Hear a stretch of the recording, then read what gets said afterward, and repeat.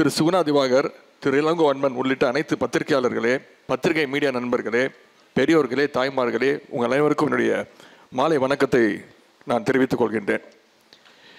திரு ஆளுநர் ஷானவாஸ் அவர்கள் பேசும்போது சொன்னார், திரு ஆழி செந்தில்நாதன் அவர்கள் பேசும்போது சொன்னார், எப்படி அவங்க எல்லாம் பிராண்ட் பண்ணிடுறாங்க அப்படின்னு. 200 ரூபாய் உப்பின்னு சொல்லிடுறாங்க, ஆனால் காசு இது வரைக்கும் வரல அப்படின்னு சொன்னாங்க. கண்டிப்பாக உங்களுக்கு வரும். இந்த புத்தகத்துடைய விலை 200 ரூபா. இதில் ஒரு முக்கியமான கட்டுரை இடம்பெற்றிருக்கிறது. அதுவும் நம்முடைய முதலமைச்சருடைய கட்டுரை, புத்தகத்துடைய முதல் கட்டுரை.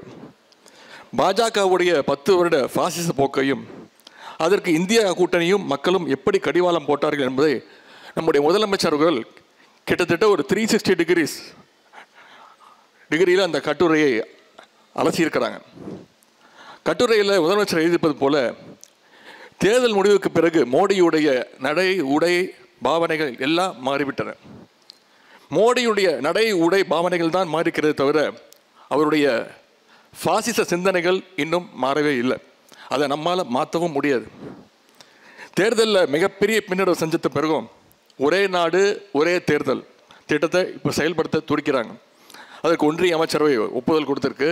ஆனால் அதை நாம் எந்த காலத்திலும் ஏற்கப் போவதில்லை என்று நம்முடைய முதலமைச்சர் அவர்கள் தெளிவாக சொல்லியிருக்கிறாங்க. அப்படிப்பட்ட அளவில்லாத அதிகாரத்தை அடைய நினைச்ச மோடிக்கு இந்த தேர்தல் முடிவுகள் சரியான பாடம் புகட்டியிருக்கு. இதற்கெல்லாம் முதலமைச்சர் அவர்கள், நமது முதலமைச்சர் அவர்கள் முன்னின்று உருவாக்கிய அந்த இந்தியா கூட்டணி தான் காரணம். நம்ம கூட்டணிக்கு இந்தியான்னு பேர் வச்சோன்னே பயந்துட்டாங்க. நம்ம நாட்டுடைய பேரையே மாற்றுறதுக்கு முயற்சி பண்ணாங்க. இந்தியாங்கிறத தூக்கிட்டு பாரதம்னு பேச ஆரம்பித்தாங்க. இனிமேல் இந்தியாங்கிற வார்த்தை யாரும் பேசக்கூடாத அளவுக்கு பயந்து போனாங்க. மூன்றாவது அணி அது எப்பொழுதுமே கரை சேராதுன்னு தேர்தலுக்கு 1 வருடம் முன்பே, அதாவது மார்ச் 2023 அன்றே நம்முடைய முதலமைச்சர் அவர்கள் மிக தெளிவாக சரியாக எடுத்து கூறினார். எதிர்க்கட்சிகளுடைய ஒற்றுமையை நம்முடைய தலைவர் அவர்கள் மீண்டும் மீண்டும் வலியுறுத்தி கொண்டே இருந்தார்கள். அவற்றை பற்றி நம்முடைய முதலமைச்சர் அவர்கள் இந்த புத்தகத்திலே மிக தெளிவாக எழுதியிருக்கிறாங்க. அதேபோல் முன்னாள் ஒன்றிய அமைச்சர் அண்ணன் திரு ப. சிதம்பரம் அவர்கள், மக்களவை உறுப்பினர் அண்ணன் திரு ரவிக்குமார் அவர்கள், பத்திரிகையாளர் திரு A.S. பன்னீர்செல்வம் அவர்கள், பொருளாதார அறிஞர் அமர்த்தியா சென்னுடைய உரையாடல், யோகேந்திர யாதவ், முகமது ஜுபேர் என இந்தியாவின் ஒட்டுமொத்த முற்போக்கு முகங்களும் மதச்சார்பின்மை குரல்களும் இந்த புத்தகத்தில் 25 கட்டுரைகளை சிறப்பாக எழுதியிருக்கிறாங்க. நாடாளுமன்ற தேர்தலுக்கு முன்பு பிரதமர் மோடி பற்றி எப்படிப்பட்ட பிம்பம் உருவாக்கப்பட்டுச்சு உங்களுக்கே தெரியும். அவர் தோற்கடிக்கவே முடியாதுன்னு சொன்னாங்க. இன்னும் சொல்ல போனால் பாஜக கூட்டணி 400 இடங்களுக்கு மேலே ஜெயிப்போம்னாங்க. பாஜக மட்டும் தனியாகவே 300 தொகுதிக்கு மேலே ஜெயிப்போம் அப்படின்னாங்க. என்னென்னமோ கலராக ரீல் விட்டாங்க. குறிப்பாக அதுவும் தமிழ்நாட்டில் நாங்கள் ஜெயிக்கலனாலும் வட இந்தியா முழுக்க நாங்கள் தான் ஜெயிக்க போகிறோம்னு சொன்னாங்க. பாஜகவுக்கு 1 மாநிலம் போதும்னாங்க. உத்தரப்பிரதேசம் 1 மாநிலத்தில் நாங்கள் ஜெயிச்சிடும், அதுவே போதும் அப்படின்னாங்க. அதுலேயும் இந்த வடநாட்டு செய்தி சேனல்கள்லாம் இருக்குது, உங்களுக்கு தெரியும். என்னென்ன கலராக ரீல் விட்டாங்க. ஹிந்தி சேனல் மட்டும் இல்லை, இங்கிலீஷ் சேனல்களும் சேர்ந்து ரீல் விட்டாங்க. கருத்து கணிப்பின்ற பேரில் சில சேனல்கள் ப்ரீபோல் சர்வே அப்படின்னு பாஜகவுக்கு 400க்கும் அதிகமான தொகுதியை கொடுத்து வெற்றி உறுதின்ட்டாங்க. இன்னும் சில சேனல்கள் ரொம்ப நடுநிலைமையாக சேர்ந்துக்கிட்டு ஒரு 10 சீட்டு 15 சீட்டு கம்மி பண்ணிவிட்டு, இல்லை 385 தான் ஜெயிப்பாங்க, 390 தான் ஜெயிக்க முடியும் அப்படின்னு பாஜகவுக்கு முட்டு கொடுத்துக்கிட்டே இருந்தாங்க. ஆனால் ஆட்சி அமைப்பதற்கு தேவையான அந்த 272 இடங்களை கூட பிடிக்க முடியாத இடத்துல தான் பாஜகவை இந்திய மக்கள் வச்சாங்க. இந்த தேர்தலில் பெரும்பாலான மெயின் ஸ்ட்ரீம் ஊடகங்களை விட துருவ் ராட்டி, முகமது ஜுபேர் மாதிரியான independent YouTubers, fact checkers, Alt News, பேரலை மாதிரியான இண்டிபெண்ட் ஊடகங்களும் தான் பாசிஸ்டுகளை எதிர்த்து பல்வேறு உண்மைகளை வெளில கொண்டு வந்து பேசினாங்க. பத்திரிகையாளர் நண்பர் இந்திரகுமார் தேரடி, நண்பர் மில்டன் உள்ளிட்டோரெல்லாம் பல மாநிலங்களுக்கு சுற்றுப்பயணம் பண்ணி அங்குள்ள சூழல்களை விரிவாகவே இந்த புத்தகத்தில் எழுதியிருக்கிறாங்க. அவர்களுக்கு என்னுடைய பாராட்டுகள். யூடியூபர்ஸ், பத்திரிகை நண்பர்கள் எப்படி பொறுப்பாக செயல்படணும், அவருடைய வார்த்தைகள், அவங்களுடைய நிகழ்ச்சிகள் எவ்வளோ பொறுப்பாக இருக்கணும் அப்படிங்கிறதுக்கு நண்பர் இந்திரகுமார் தேரடி அவர்களும் மில்டன் அவர்களும் ஒரு சிறந்த, இப்பொழுது வருகின்ற இளைஞர்களுக்கு ஒரு சிறந்த எடுத்துக்காட்டாக இருக்கின்றாங்க. இன்று காலை ஒரு நிகழ்ச்சியை முடிச்சுட்டு, ஒரு ஆய்வு கூட்டத்தை முடிச்சுட்டு வெளியில் வந்து என் ஃபோனை திறந்து யூடியூப்பை திறந்து பார்த்தோம். நானே பயந்துட்டேன். என்ன தெரியுமா தலைப்பு தமிழில்? உதயநிதி துணை முதலமைச்சர் ஆகிறாரா, ரஜினி சூப்பர் ஸ்டார் ரஜினிகாந்த் ஆவேசம். நான் பயந்துட்டேன். சரி, நான் இன்னும் துணை முதலமைச்சராக அறிவிப்பே வரல, அதற்கான முழு உரிமையும் முதலமைச்சர்கிட்ட தான் இருக்குது. இது முதலமைச்சர் தான் கேட்கணும், அவர்கிட்ட கேட்காது. அவர்கிட்டையும் கேட்டுட்டு இருக்கீங்க. ஆனால் யாரெல்லாம் மைக்கு ரோட்டில் போகிற வரவங்கிட்டலாம் மைக்கு நீட்டி உதயநிதி துணை அமைச்சர் வர்றாரா, உங்கள் ஒப்பீனியன் என்ன, உங்கள் ஒப்பீனியன் என்ன என்கிட்ட கேட்டீங்க. சரி, அவர் பாவம் படப்பிடிப்புக்காக விமான நிலையத்துக்கு போகிறாரு. அவரை போய் வழிமறிச்சு இடம் கொடுக்காம, அவர் ஃப்ளைட்டுக்கு டைம் ஆச்சுன்னு நினைக்கிறேன், அவர்கிட்ட போய் நீட்டு அவர் சொல்லிட்டார், எங்கிட்ட இந்த அரசியல்கள்லாம் கேட்காதீங்க அப்படின்ட்டு போயிட்டார். ஆனால் அவங்க வச்சிருக்கிற தலைப்பு என்ன, படித்தா என்னன்னு தோணும்? உதயநிதி துணை முதலமைச்சரா, சூப்பர் ஸ்டார் ரஜினிகாந்த் ஆவேசம். இப்படி. அதனால பத்திரிகை நண்பர்கள், இன்னைக்கு இதுக்கு என்ன தமிழ் வைக்க போறீங்கன்னு தெரியல. உதயநிதி சூப்பர் ஸ்டார் ரஜினிகாந்துக்கு பதிலடி அப்படின்னு வைப்பாங்க. நானே எடுத்து கொடுத்துறேன்.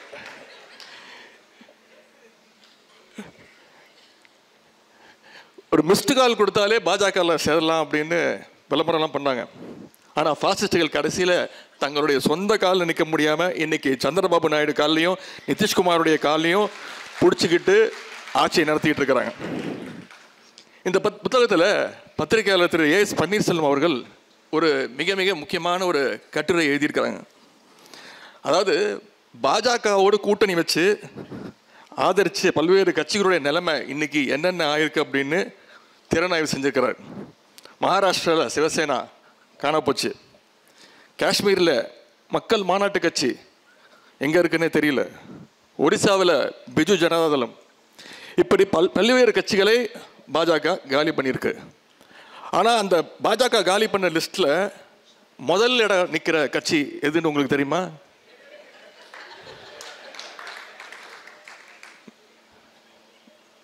எது? இப்படிப்பட்ட ஒரு பாற்பட்ட நிலைக்கு நம்முடைய எதிர்கட்சி தள்ளப்பட்டிருக்கு. அவங்க மீண்டு வரணும் என்பதுதான் என்னை போன்றவருடைய ஆசை. சங்கிங்கெல்லாம் எப்போ பார்த்தாலும் எங்கள் மோடியை பார்த்து அமெரிக்காவே பயப்படுது, எங்கள் மோடி பேசினார்னா ஐரோப்பாவே நடுங்குது, எங்கள் மோடியை பார்த்து அண்டார்டிகா உருகி போயிடுச்சு, இப்படிலாம் ஊட்டுவாங்க. ஆனால் இப்போ ஆந்திராவில் போய் கேட்டு பாருங்களேன், மோடி யாரை பார்த்து பயப்படுவாருன்னு. ஆந்திர மாநிலம் முழுக்க சொல்லுவாங்க, எங்கள் சந்திரபாபு நாயுடை பார்த்து தான் மோடியை பயப்படுவார் அப்படின்னு. இனிமேல் மோடியுடைய பிம்பத்தை பீகார் மக்கள் கூட நம்ப மாட்டாங்க. இந்திய வரலாற்றிலேயே ஒரு பிரதமரே பிரச்சார காலத்தில் மத ரீதியான வெறுப்பு பேச்சுகளை பேசியது இந்திய வரலாற்றிலேயே இதுதான் முதல் முறை. ராஜஸ்தான் மாநிலம் பன்ஸ்வாரா தொகுதி பிரச்சாரத்தில் இஸ்லாமியர்களை குறி வச்சு தாக்கி பேசினார் திரு மோடி அவர்கள். அந்த தொகுதியில் பாஜக வேட்பாளர் படுதோல்வி அடைஞ்சார். தேர்தலுக்கான முக்கிய யுக்தியாக அயோத்தியில் ராமர் கோயில் கட்டினாங்க. ராமருக்கு அவர் தான் பிராண்ட் அம்பாசிடர் மாதிரி காட்டிக்கிட்டாங்க. ஆனால் அயோத்தியை உள்ளடக்கிய அந்த ஃபைசாபாத் தொகுதியில் மக்கள் பாஜகவை புறக்கணித்தாங்க. பிரதமரே ரொம்ப நம்பின வாரணாசியில் அவரால் ரொம்ப குறைஞ்ச மார்ஜினில் தான் ஜெயிக்க முடிஞ்சது. அது மட்டும் இல்லை, போகிற இடம்லாம் இந்தியா முழுக்க, தமிழ்நாட்டுக்கு மட்டுமே தெரிஞ்ச உதயநிதியை இந்தியா முழுக்க கொண்டு போய் சேர்த்தது பிரதமர் திரு மோடி அவர்கள் தான். ராஜஸ்தான், மத்திய பிரதேசம், உத்தரப்பிரதேசம், அப்படி எல்லா இடத்துலையும் இந்த உதயநிதியை கொண்டு போய் சேர்த்த பெருமை திரு மோடி அவர்களுக்கு உண்டு. ஆனாலும் வடநாட்டு மக்கள் பிரதமருடைய வடைகளுக்கு மயங்கலை. வட இந்தியா முழுவதும் இந்த முறை மதவாதத்திற்கும் வெறுப்புக்கும் எதிராக வாக்களிச்சிருக்கிறாங்க மக்கள். தென்னிந்தியா, குறிப்பாக தமிழ்நாடு எப்பொழுதுமே அப்படி தான் வாக்களிச்சுட்டு வருது. அதனால தான் பாஜகவால் தமிழ்நாட்டில் கால ஊன முடியலை. இந்த முறை தமிழ்நாட்டை பொறுத்தவரை நிதி உரிமை மிகப்பெரிய ஒரு பிரச்சனையாக இருந்து வருகின்றது. நாம் ₹1 கொடுத்தா வரியாக கட்டினா நமக்கு வெறும் 28 பைசா தான் திருப்பி தராங்கன்னு நான் எல்லா கூட்டத்திலையும் பேசினேன். திரு மோடி அவர்களை மிஸ்டர் 28 பைசான்னு கூப்பிட்டே பேசினேன். நிதி உரிமையை பாஜக அரசு பறிக்குது அப்படிங்கிற உணர்வு தமிழ்நாடு முழுவதும் இன்னைக்கு இருக்கு.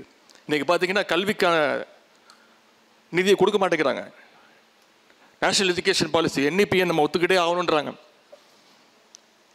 NEP பாலிசி நீங்கள் ஒத்துக்கிட்டாதான் கல்விக்கான தொகையை கொடுப்போன்றாங்க. சென்னை மெட்ரோ ரயில் திட்டம் ஃபேஸ் 2 நடந்துகிட்டு இருக்கு. இது வரைக்கும் ஒரு பைசா கொடுக்கல. முதலமைச்சர் தொடர்ந்து கேட்டுக்கிட்டு இருக்காரு. ஆனால் அதுக்காக முதலமைச்சர் பணியை நிற்பாட்டியாருன்னு பார்த்தீங்கன்னா இல்லை, அது மக்களுக்கு தேவையான பணி. மத்திய அரசு ஒன்றிய அரசு பணம் கொடுக்குதோ இல்லையோ பணி நடக்கும்னு தொடர்ந்து வேலைகள் நடந்துகிட்டு இருக்கு. தமிழ்நாட்டில் பாஜகவால் ஒரு இடத்துல கூட வராதற்கு காரணம் மக்கள் அவங்க மேலே வச்சிருக்க கூட இந்த கோபம்தான். தமிழ்நாடு எப்பொழுதுமே பாஜகவை ஏற்காது. அதைத்தான் இந்த தேர்தல் முடிவும் காட்டுகின்றது. பாஜகவுடைய அதிகார பலம், பணபலம், மீடியா பலம், ஃபேக் நியூஸ் ஃபேக்டரி என எல்லாவற்றையும் தமிழ்நாட்டில் பயன்படுத்தி பார்த்தாங்க. தமிழ்நாட்டில் புயலே அடித்தாலும் வெள்ளமே வந்தாலும் எட்டி பார்க்காத திரு மோடி அவர்கள் தேர்தல் அறிவித்த உடனே அந்த 2-3 மாதத்தில் மட்டும் 8 முறை தமிழ்நாட்டுக்கு மீண்டும் மீண்டும் வந்தார். மோடி மட்டும் தனியாக வரல, பாஜகவுடைய அனைத்து தேசிய தலைவர்கள், ஒன்றிய அமைச்சர்கள் என அத்தனை பேரும் வந்தாங்க. கடைசி கட்ட தேர்தல் பிரச்சாரம் முடிஞ்சும் யாரும் எந்த வகையிலும் பிரச்சாரம் செய்யக்கூடாதுங்கிற தேர்தல் விதிமுறை. ஆனால் மோடி என்ன பண்ணார், இங்கே வந்து கன்னியாகுமரிக்கு வந்து தியானம் பண்ணுறேன்னு ஃபோட்டோ ஷூட் நடத்திட்டு இருந்தார். சினிமாவில் கூட அத்தனை கேமரா வச்சு ஷூட் பண்ண மாட்டாங்க. கிட்டத்தட்ட 9 ஆங்கிளில் ஷூட் பண்ணாங்க. ஆனால் சங்கிகள் எதிர்பார்த்த அளவுக்கு வடநாட்டு மக்கள் ஏமாறல. தமிழ்நாட்டிலையும் அவங்களுடைய ட்ராமா எடுபடலை. தமிழ்நாட்டில் ரோட் ஷோ நடத்தின பாஜகவை தமிழ்நாட்டு மக்கள் நடு ரோட்டில் விட்டாங்க. தமிழ்நாட்டு மக்கள் தெளிவாக 40க்கும் 40 தொகுதியிலும் திமுக கூட்டணிக்கே வாக்களித்து ஒரு கிளீன் ஸ்வீப் விக்டரியை கொடுத்தாங்க. மக்கள் கொடுத்த தெளிவான தீர்ப்பின் காரணமாகத்தான் இன்னைக்கு இந்தியாவில் மாநிலங்கள் உயிரோடு இருக்கின்றன. இந்தியாவுடைய அரசியலமைப்பு சட்டம் அப்படியே இருக்கின்றது. அதற்கு மாறாக மோடி நினைச்சது போல தேர்தல் முடிவு வந்திருந்தா மாநிலங்களை எல்லாம் ஒரு முனிசிபாலிட்டி ஆக்கி இருப்பாங்க. இந்த கொடுமையெல்லாம் தடுக்கப்பட்டிருக்குன்னா அதுக்கு 2024 மக்களவை தேர்தல் முடிவுகள் தான் மிக மிக முக்கியமான காரணம். இந்தியாவை காக்கின்ற பணியில் நம்முடைய திராவிட முன்னேற்ற கழகம் எப்பொழுதுமே முன்வரிசையில் நிற்கும். இந்த முறை எதிர்கட்சிகள் திட்டமிட்டு ஒரு பொய்யை சொன்னாங்க. அதாவது திமுகவுக்கு போன தேர்தலை விட வாக்கு சதவீதம் குறைஞ்சி போச்சு அப்படின்ற ஒரு பிம்பத்தை கட்டினாங்க. திமுகவுடைய வாக்கு சதவீதம் குறைந்ததற்கான காரணங்களை சகோதரர் சுகுணா திவாகர் அவர்கள் இந்த புத்தகத்தில் மிக தெளிவாக அழகாக எழுதியிருக்கிறார். கடந்த மக்களவை தேர்தலில் திமுக கழகம் போட்டியிட்டது 24 தொகுதிகளில். ஆனால் இந்த முறை கழகம் போட்டியிட்டது 22 தொகுதிகளில். அது மட்டுமல்ல, வெற்றி வாய்ப்பு அதிகமுள்ள தொகுதிகளை கூட்டணிக்கு கொடுத்துட்டு எங்கே சவாலாக இருக்குமோ, எங்கே நாம் போட்டி போட்டால் தான் வெற்றி பெற முடியும் அப்படின்றத அறிஞ்சு கஷ்டமான இடங்களில் நம்ம போட்டி போடுவோம் அப்படின்னு எங்களுடைய தலைவர் அவர்கள் சவாலான தொகுதிகளை கழகம் எடுத்துக்கொண்டது. எதிராளிகளுடைய வீழ்ச்சியையும் தோழமை கட்சியுடைய வெற்றியையும் உறுதி செய்யும் வகையில் நம்முடைய முதலமைச்சர் அவர்கள் இப்படி இடங்களை ஒதுக்கி கொடுத்தாங்க. இதுதான் நம்முடைய முதலமைச்சருடைய தேர்தல் வியூகம், சாதுரியம். இதையெல்லாம் கணக்கில் கொண்டுதான் திமுகவுடைய வாக்கு சதவீதத்தை நாம் அணுக வேண்டும். யார் என்ன சொன்னாலும் கழகத்துடைய வலிமை பெருகிக் கொண்டே போகிறது என்பதுதான் உண்மை. எங்கள் முதலமைச்சர் உருவாக்கியுள்ள கூட்டணி வெற்றி கூட்டணி. 2026 இந்த கூட்டணி மாபெரும் வெற்றியை பெறும். அதற்கு ஜனநாயக சக்திகளாகிய நீங்களும் துணை நிற்க வேண்டும் என்று கேட்டுக்கொள்கின்றேன். அதற்கு இப்பொழுதே நீங்கள் எல்லாம் தயாராக வேண்டும். கழகத் தலைவர் மாண்புமிகு தமிழ்நாடு முதலமைச்சருடைய கட்டளை ஏற்று கடந்த மக்களவை தேர்தல் பிரச்சாரத்திற்காக தமிழ்நாடு, புதுச்சேரி முழுவதும் நான் பயணம் செஞ்சிருக்கிறேன். மக்களை போய் சந்திச்சிருக்கிறேன். மொத்தம் 22 நாட்கள் 9000 கிலோமீட்டர் பயணம் பண்ணி கிட்டத்தட்ட 125 பிரச்சார கூட்டங்களில் பிரச்சாரம் பண்ணி மக்களை சந்தித்து வாக்கு கேட்டிருக்கேன். தேர்தல் பிரச்சாரத்தில் நான் 2 முக்கியமான விஷயங்களை உணர்ந்தேன்.